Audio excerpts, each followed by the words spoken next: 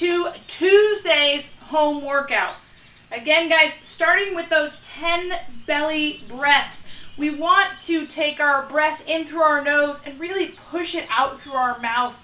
We take these 10 belly breaths so that we can mentally give ourselves the next 30 to maybe 45 minutes on a long day just for you to just get your body moving and give your health that jump start it needs.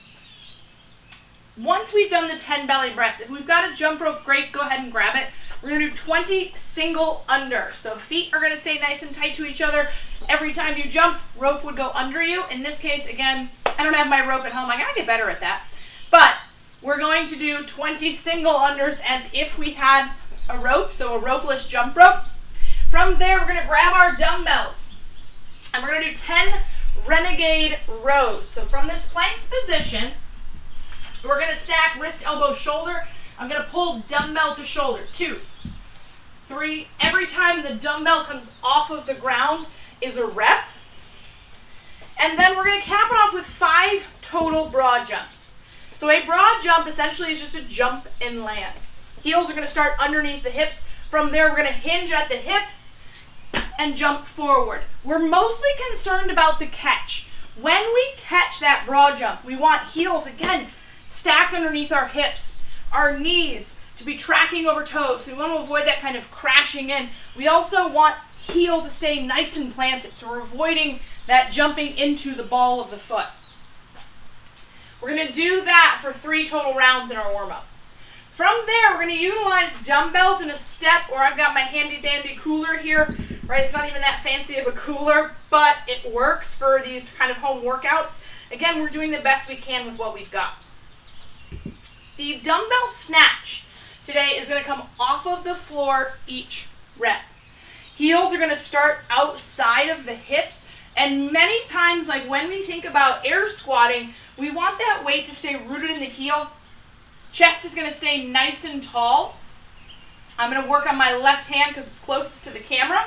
I'm going to squat down to get to the dumbbell. So what we're looking to avoid is just hinging at the back, and now I've created this 90-degree angle. Instead, I want to sit down into that squat position, chest nice and tall. I'm going to drive open with the legs first. Once legs reach that full extension, elbow's going to come high and outside. From here, I'm going to turn over, punching through the ceiling, thinking about bicep to the ear. At full speed, again, I'm going to come from that squatting position all the way up overhead. Now, when I take it back down to the ground, I want to make sure that my chest stays nice and tall in between reps. My shoulders should always face the wall versus shoulders facing the floor. And now I'm using all of my back. My legs are locked out. So I'm hoping that my back and my arm are strong enough to move it. So we want to avoid that. For the workout, it's going to be 10 on your right. And then you're going to switch, do 10 on your left. From there, we'll need both dumbbells. So we're going to grab that set of dumbbells. From here, we're going to do 20 total step-ups. I like an alternating step-up. I suppose you could go all on your left and then all on your right. But with our step-up, we're going to look for our foot to be firmly planted on whatever we're stepping on, even if it's a little weeble wobbly. So this isn't the best step. I wouldn't necessarily recommend this if you're at home, but I trust myself and I trust this cooler. So we're going to go with it. That being said, I probably just jinxed it. Now the cooler's going to break. I'm looking to get that hip fully extended, and then I'll step down with that same foot that I stepped up with for 20 total steps. Today's workout is going to be 10 snatches on your right, 10 snatches on your left, 20 total step-ups for 14 minutes. So you're going to just continue that. We call that amrap, so as many rounds as possible in 14 minutes of work. One round is 10, 10, 20, one round. Once we've finished our 14-minute amrap, if we've got a band handy, awesome, let's go ahead and grab it. We'll use that for today. From here, we're going to do elbows locked out, 100 band pull-aparts.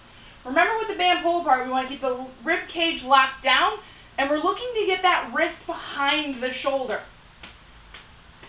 Ideally, we'll be able to get 100 consecutive or straight through. If we we don't have a band, it's okay. We're gonna go air reps. So chest facing the ground. From here, locking that elbow out and then just pulling through the shoulder blade. We did a lot of rotation through the shoulder. We do a high volume finisher because we're just trying to flush out some of that bad juju, or what you've often heard as lactic acid. We're trying to push that through before it sets up camp for a few days. That's your day. We'll see you guys tomorrow for Wednesday's workout.